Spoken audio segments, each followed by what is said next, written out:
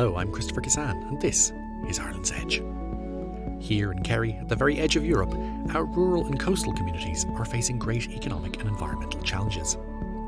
The dominance of industrial agriculture and the threat of climate change have forced many to reflect on how we can both preserve and create sustainable ways of life. On today's episode, we meet some of the inspiring people working on fascinating local projects, asking what future is in our fields. Ella McSweeney, who joined me earlier in this series, is presenter of RTE's Ear to the Ground, and in front of a live audience at Ireland's Edge in Dingle, she was joined by the artist and activist Lisa Fingleton and local farmers Tommy Reidy and Denny Galvin.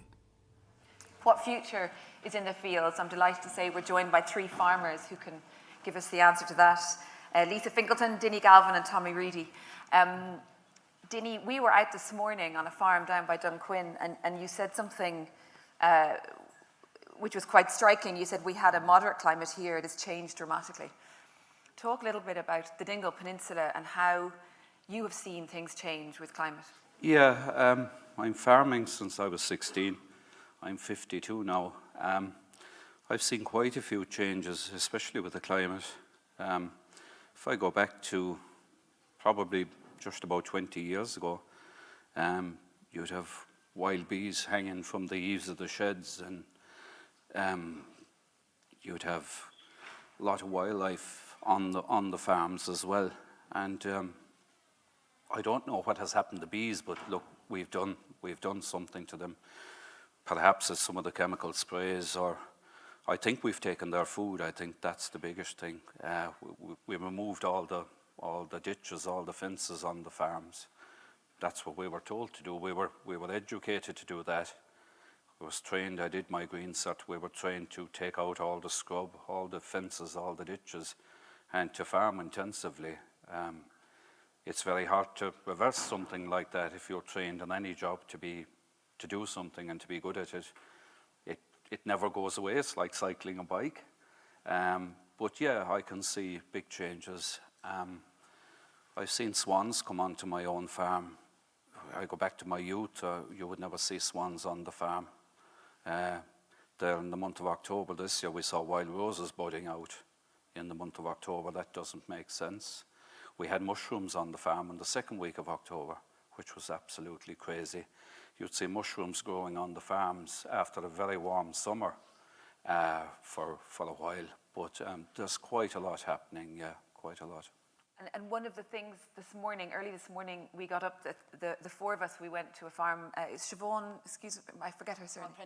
Prendergast, and she just walked us around the farm and was kind of showing us what has happened on her farm in the last, we'll say, 15 years or so.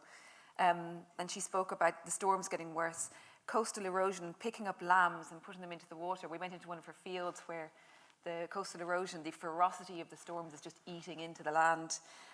Heaps of land going into the sea is what she said. But then also, Lisa, you encouraged her to show me this barn and the shaking wall of the barn that she experienced. Just explain that, because it was a very, very visual way of understanding the kind of challenges that farmers are facing here on the peninsula. Yeah, so as part of the Creative Climate Action Fund, we've been doing a creative project with farmers on climate change. And my first visit to Siobhan's farm was early in February, and she was showing us this big shed, you know, where all her cattle are stored over the winter. But because of the way the winds are coming now, you were talking about a big shed, and it's all held down with ropes, and they were putting, you know, attaching the roof of the shed onto gates. And she was describing how she had all the cattle inside in the shed, and they really didn't know whether the cattle were safer inside or outside, because they didn't know if the shed was going to come down. Because Dinny, you showed us this morning when we passed the neighbour, their new shed came down in the same storm. That wall was blown in. So it is about, you know, sometimes when we talk about climate change, people think about, you know, global warming and the temperatures rising, but I think it's the extreme weather events, certainly with the 10 farmers in our project, it's the extremity of the events that's really what's causing the problem, because people can't plan, do you know. And we'll get onto the project in a minute. Tommy, you have a beautiful farm, sandwiched between two dairy farmers, up the hill, a big strip of land. Have you seen changes on your land? Yeah, absolutely. I suppose one of the things, we have a little dune slack between myself and my neighbour, and the dune slack is basically an area of kind of lower land, but it's sand dunes and it's dry, and it will actually fill with water at certain times when the water table rises in the winter. And what we saw last year is that it filled very late in the year for maybe a few days. I suppose when I was a kid, it used to fill for the whole winter, and you could go down there, you know, it would freeze over, and it would be ice skating and stuff like that. That's gone now. It's gone for 10, maybe even 15 years. There's none of that. It doesn't fill up now. It's totally inconsistent. It fills at certain times. It filled very early this year, but it's nearly gone already. I was down there yesterday. So, you know, these kind of inconsistencies, we're seeing them in the farms. You're seeing more rainfall. I mean, we have a monitoring system now as part of a Pluto's project that Dinny and I and Lisa are involved in, and we measure rainfall, and you can see the kind of extreme rainfall events that are happening and the extreme winds that we're getting. The peninsula itself, because we're out on a limb here, is more exposed, we'll say, than a normal inland area, like we'll say in the town even of Tralee. You go 5 miles west and the wind is going to be a lot stronger. So you go then towards the edge of the peninsula and it's stronger again. And what we're seeing is that because of these extreme these weather events, you're getting really strong winds over a short period often, but like they're happening more frequently and they're stronger. So I mean, it is happening, and I mean, you don't have to be a genius to see it. You know, it's there every day. Dinny, you're like I don't know, the equivalent of a top social media influencer here in the peninsula. Like all the farmers, you know everyone. The farmers listen to you. You listen to them. Can you give us a sense, if it's possible, about how they are feeling about the climate crisis and how it is directly impacting their farms here in the peninsula? Yeah, it's certainly making a massive difference in, something like slurry storage alone. With all that extra rainfall, it means the animals have to be taken off the land earlier. That's causing quite an economic effect. So there's, all the slurry would have to be stored from the 15th of October till the 15th of January. But within the next 4 years, there's an extra week going on to that every year. It was the 8th of October this year. It'll be a month longer. So that means there's a massive investment on every farm to cater for that. We have a fabulous feasibility study done on an anaerobic digester. To me, at my age, it would make far more sense to invest in an anaerobic digester to take that extra slurry. We'd have a biogas out of that. This is the way my mind thinks. I keep going around in circles, but it's definitely an answer. It'll cater for the environment, the impact of that. You have food waste, and you would have a biogas out the other end. Possibilities for the small abattoir, awful from that. I think there's a community approach needed on that here.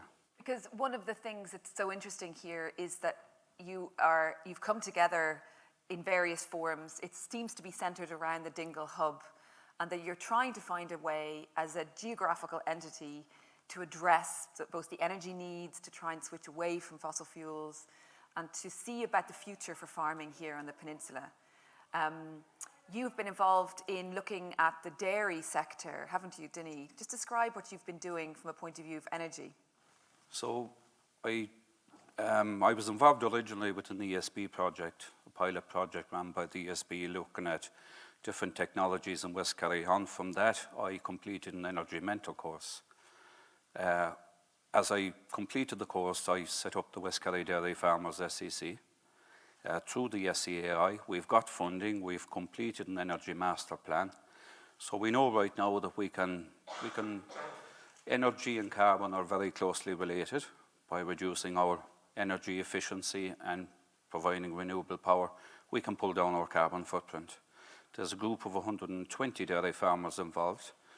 We're actually doing audits on the farms right now to see how many PVs we can deploy, how many heat exchange units. When we have that completed, we can go out and tender as a group. The strength in numbers, you keep the people together, you keep the farmers together. It's a bottom-up approach. I feel it's every dairy co-op in the country have been on to us, even with the last week. Will we go and speak to them? How did you do it? Can you help us do it? bottom-up approach, absolutely vital. And coming together, you have a certain amount of buying power as well. Exactly, yeah. Lisa, one of the things, certainly in the recent history, people have said about us all not being able to really grasp what's happening with climate change has been really that it's quite hard to imagine what we're talking about. And yet here we are this morning visually seeing exactly what we're talking about.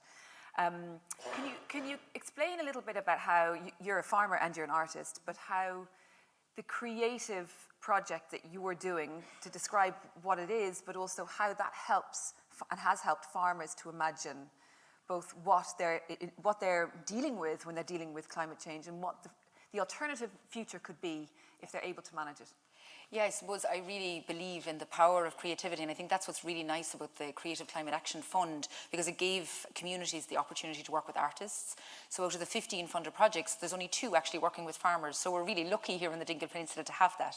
And I think, I don't know about the rest of you, but I think sometimes when you hear about climate change, our instinct can be just to go, oh God, I don't want to think about it, I don't want to talk about it, because it can be really scary. And there's this thing called solastalgia, you know, the sadness, the absolute sadness. Like, I've always grown up on farms and lived in farms, and it makes me really sad to see, like Denny says, the lack of bees or the lack of birds or the moths not there at nighttime, as we were talking earlier. So it can be really sad, but I feel like that sadness is just disempowering.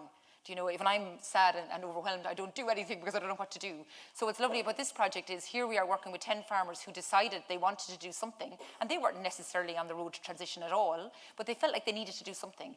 And rather than us all kind of getting stuck in the problem, so we started with listening to farmers and saying, what are the issues, like Siobhan's shed or Aiden growing vegetables, but his land is underwater for most of the winter on the Maharis. And we started looking at the problems, and then we were like, okay, well, here are all the issues. What are the solutions that you see? So Katrina Fallon, who's the manager of the project, invited us over to her house one night, and we all sat around, and literally everybody said how they felt about it, but what they wanted to see happen. And they either drew or they wrote, and then I took all of those drawings and writing and made a massive drawing with all of the farmers' solutions about climate change and what they would like to see happen. But what was really interesting about it is there's a certain amount, yes, that farmers can do themselves, but it really needs systemic change, and it needs support from government level as well. So a lot of the changes are really costly. But at least we could see them now. We could see the biofuel tractors, the retrofitted houses. You know, it's a costly affair. So it's good to see. And if you can briefly, can you describe that visual? What's on that map? I mean, you've showed it to me. It's pretty amazing. But just what is it that they see? So what I suppose we were looking at was, if you'd imagine there's a drawing, and on top of the drawing is what happens inside the ditch. So what can a farmer do on their own land? So things like breeding more efficient cattle they were talking about, the heat pumps, the biofuel tractors, as I said, using maybe the heat recovery systems, all of those brilliant things could happen inside, and looking at growing our own food was really important for everybody. But then they were saying, well, there's farmers can do all these things and get into incredible debt doing them, but outside the gate, we really need that closed, the circular systems. So we need consumers to be linking with farmers, and we need a co-op. You know, there's no abattoir in the Dingle Peninsula, so all of the animals, for anyone, say, using meat or processing meat, the animals have to go out of the peninsula to get processed. And that causes fierce stress on the farmers, on the animals, and everything else. So we were looking at how could you have maybe a co-op, and then how can you link, as you said, there's over 1 million visitors come to the Dingle Peninsula every summer. And where is the connection between the food and the farm? And is there a way of encouraging and supporting the restaurants and the hotels to be linking with the farmers like Dinny or the sheep farmers, so that they're using that lamb or those vegetables, and that there's a really high quality product in the Dingle Peninsula that's linking tourism with food? So there's loads of ideas. Tommy, you keep Dexter cattle, these little gorgeous little miniature cattle that are very, very tasty. But I suppose there's a kind of unique proposition here, isn't there? Because there's 15,000 or so on the census on the peninsula, 1.2 million visitors a year. I mean, I can't even imagine that number of people coming to the peninsula. It's incredible. But the proposition there is obviously a huge amount of potential markets for local food in an area where, 15,000 people is a lot, but you're not going to build a lot of businesses on the back of that. Absolutely. I mean, like a lot of things in my life, I got into Dexter's through default rather than design. When my neighbour saw them coming on into the farm, he said, the little feckerines, he used to call them. But I mean, there's huge, like with the Dexter animal, and I've learned this over the last 7 or 8 years since I've had them. They're a really sustainable animal. They eat up to you know, a third less than, we'll say, a big conventional European breed would eat. You can practice things like rear conservation grazing with them, because they're up in hilly areas. They don't have a large footprint. They're a lighter carcass of an animal. Plus you have the marbling through the meat, which is a unique product in itself. There's very few breeds have that marbling through the meat. You get great taste from it. And as Lisa alluded to there, you know, if we did have an abattoir on the peninsula where we could, you know, produce this as some sort of cooperative system together with the cooperation of local chefs and restaurateurs, if we could, you know, process the animals, we'll say, on the peninsula, and apologies to all the vegans, but you know, it's you know, there's a system. They have a great life. That's the other thing. Animal welfare with these, because you know, they're in my farm certainly. There's a very strong animal welfare element to everything we do with the Dexters, and during their life, they're treated, you know, absolutely. They have a fantastic life. But if we did have an abattoir, they'd have that extra, you know, that lesser of a distance to travel, less stress on the animal. When the animal is slaughtered, you can hang the animal for a longer period of time. Like my own butcher, we got one slaughtered ourselves a couple of weeks ago for our own use, and he rang me there a couple of days ago and he said, listen, I need to get it out of the fridge. He said, I have a big demand. I said, keep it in. You said you keep it for 5 weeks. So I had that. He said, okay, I'll keep it for another week. So I had that conversation with him. You couldn't have that with the bigger companies, you know. So we can keep that animal for longer. It's a much better taste, a higher quality product. Reducing supply chains, that's what we should be all about on the Dingle Peninsula. You need that infrastructure in the middle between You the do, farmer and absolutely. the other. One thing that was very interesting, we were speaking about it this morning, that I must say I didn't quite ever appreciate, was the Maharis. I mean, in many ways, it was the centre of vegetable production for Ireland, wasn't it, in the past? Absolutely, yeah. I mean, Maharis at one point, I think in the 60s, and we'll say early 70s potentially, would have provided the Dublin market with a third of the vegetable supply. So, you know, that little tombolo, you know, joining the islands with the mainland, that sandy soil, it's fantastic for growing things like onions and carrots.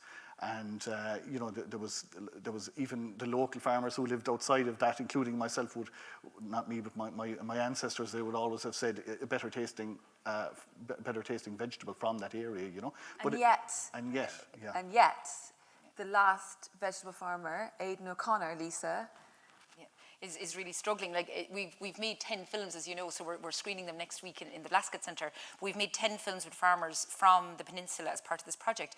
And Aiden allowed me to share his preview with Ella in advance. But it's just so amazing to see these amazing, like Aiden has been growing vegetables since he was a child, and all his family grow vegetables on a beach, as he says himself, like they're on sand. And they just can't compete anymore, because between climate change, he talks about snow coming in the film, he talks about snow coming in and covering his field of turnips, and he thought that was bad enough. And next thing, these birds arrived from Scandinavia and cleared the whole field out. He never saw those birds since, but he lost €30,000 that year. And to me, that just breaks my heart, because he's such a wonderful farmer, and those skills we'll never get again. If they're gone, they're gone. And only 1% of farms in Ireland grow vegetables. So when I hear people talking about you know, vegan diets, vegetarian diets, flexitarian diets, let's equip farmers to grow the food that you need to eat. Because at the moment, there is no movement to support farmers, like 1% growing vegetables, when we know that the demand globally is for a plant-based diet as well. So we just need to, why are we not growing food, not fodder? You know, why are we not growing beans? Why are we not growing cereals that humans can eat? And people like Aiden should be supported, as opposed to being put out of business. I mean, that really, in a climate crisis, is, in my mind, the scandal that we should all be talking about and doing something about. And he has left the business. Dinny, do you think the Maharis will survive? I mean, I'm thinking about literally, physically, in terms of climate change. It's going to be under lawful pressure, absolutely. Maharis is predominantly sand, so the big storms take quite a chunk of that away. It's eroding the Maharis all the time. The people have a great mentality towards it, and there's quite a lot of work being done down there by Martha Farrell, and there's a great community of people there. So yeah, they're resilient. It's the climate. The climate will do its best to beat them, but look, hopefully we'll be able to find a few solutions to help protect the sand dunes and the whole area. Dinny, do you have a vision of where you would like the peninsula to go? I do indeed. Yeah, I suppose with this group of people here, my colleagues in the Dingle Hub, I think an EIP, which would be European Innovation Partnership, would address all these issues. It may be, in my mind, it's probably too big. It would address the emissions on the farms, anywhere these EIPs have been done, in the Budden, in the Bride and Waterford. There's so many others, the Blackstairs through the country. There's so many, everywhere they've been done, they've tackled all these things. And you have to include so many other things like heritage, names of monuments. There's a different story in every village. All these things are going to be lost without being documented and written down. Low-hanging fruit to the farming community, the smallest of things, keep a beehive. As a dairy farmer now, we're all being told to set these multi-species grasses. I'm fine with that. I've set clover grasses at home. They won't last if you haven't the bees to cross-pollinate them. So we need a beehive. Every second farmer needs a beehive. I'm not too bothered about the honey. I'll give it away, but I want the bees. That's one little thing. Set wildflowers to give them food. There's quite a lot of work could be done with trees, and there's quite a lot of work could be done with hedges and renewable electricity. There's so much we could do. We heard last night, Tommy, there was a meeting and there's going to be 2 electric buses coming in to the peninsula imminently, I gather, because it's both agriculture and transport, which are the heavy energy users at the moment. So there is this transition, and you can imagine this branding of the peninsula as being the most sustainable part of Ireland for people to visit and to experience. Yeah, and the branding is important. I mean, I would never have been an advocate of marketing, always steer clear of it where possible, turn the ads off, whatever. But, at the end of the day, to tell the story is so important. And we've had these conversations with dozens of people up and down the country, in fact-finding, and it's the same story keeps recurring. The farmer, the connection that the farmer has with the consumer is not strong enough. We had Donald Sheehan from the Bride project telling a very good anecdote the other day. He said, the dairy farmer gets his milk picked up from he's not even there. It gets picked up at 4 o'clock in the morning.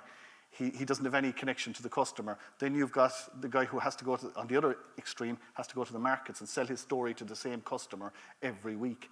And it's too much for him, and he goes out of business because he can't produce, tell the story, and do all of that stuff. So it's that middle ground we got to reach. There has to be somebody there that's going to promote that the farmer's link with the consumer and with the restaurateur and the chefs and all of that. So it's that link, and it's been done other places. It's been done in the States. There's very good examples of it, and even in parts of Europe where they have a very strong food culture and links with food, it's been done. But we have a fantastic story to tell in the peninsula here, a story of sustainability and a story of innovation. And, by working through the hub and through other bodies, we can tell that story to the consumer, and we can share, I suppose, as we were saying earlier back in Siobhan's farm, we can share the story with everybody, and that's what it's about. And do you see the backbone of that from a business perspective being the cooperative model, the sort of the commons, the shared business model? Potentially. Or not? I mean, in the States, they've tried other things, even things like limited companies. I mean, a cooperative, sometimes it takes, all the shareholders have to make decisions. It can take longer to turn things around. There are examples of limited companies, with, we'll say, a limited number of shareholders being able to make decisions quicker. Like, there's no, I suppose we haven't got to that point yet where we've discovered, the silver bullet in terms of, which way to go on it. But they're the kind of things that we're trying to probe to find out, what is the best way of approaching this.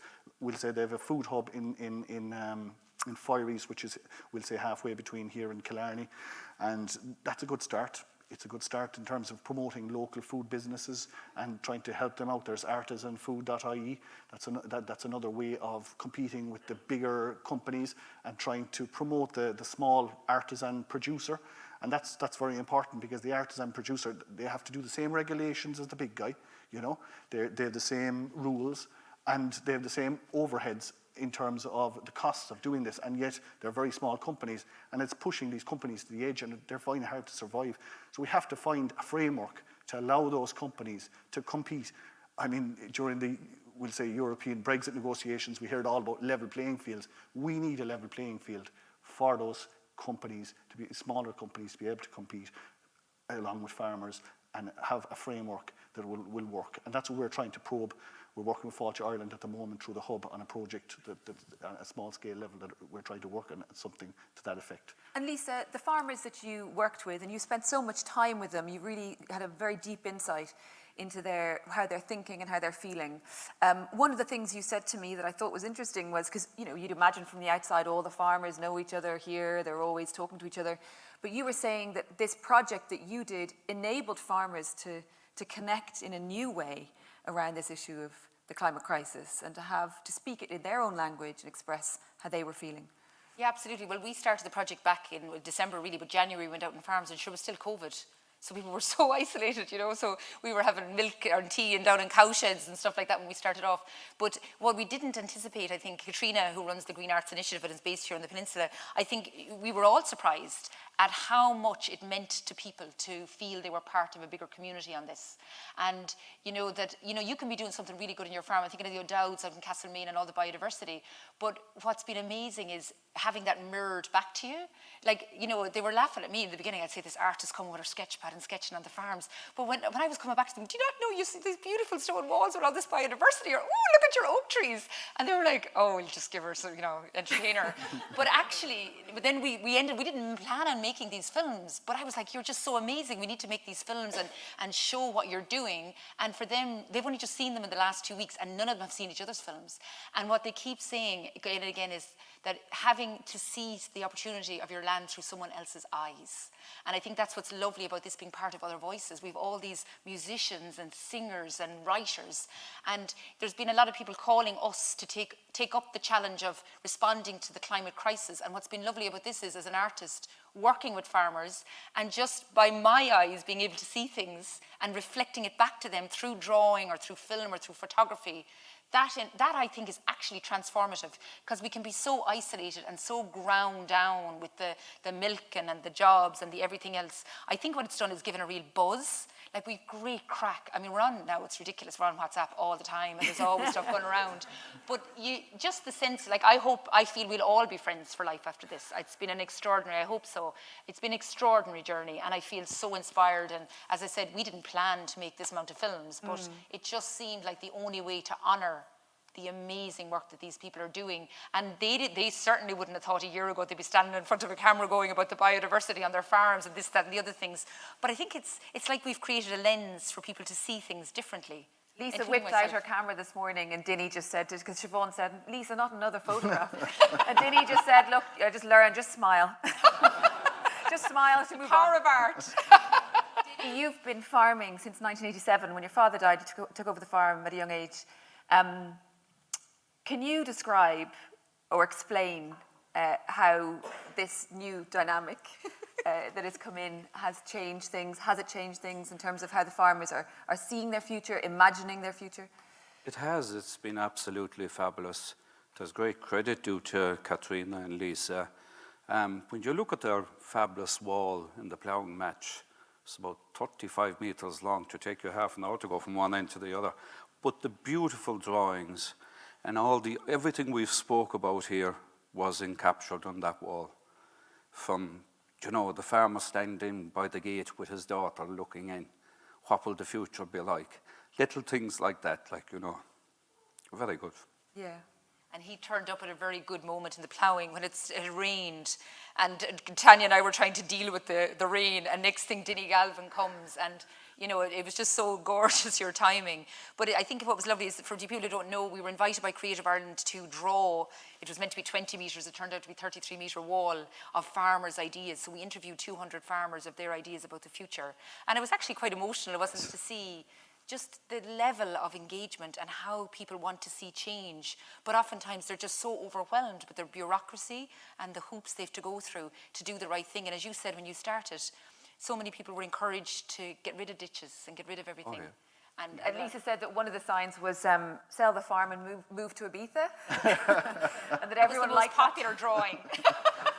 Dinny, I just want to end. I mean, I couldn't help notice you got emotional there. And I suppose what is interesting about tapping into a creative side of all of us is that the farms are so much more than just businesses. They're so much more than just units of production and all the rest.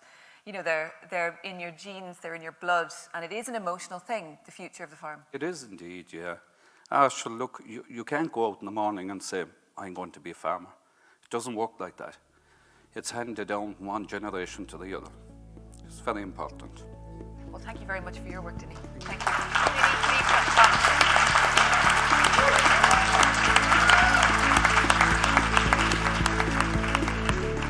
Thank you to Dinny, Tommy and Lisa for joining Ella McSweeney in Dingle. On our next episode, we'll hear an excerpt from my live interview with the writer Sean Fay about her book, The Transgender Issue. To make sure you don't miss that or any of our future episodes, subscribe now wherever you get your podcasts. This has been a South Wind Blows production, and I'm Christopher Kissan. Thank you for joining us, and I look forward to your company next time on Ireland's Edge.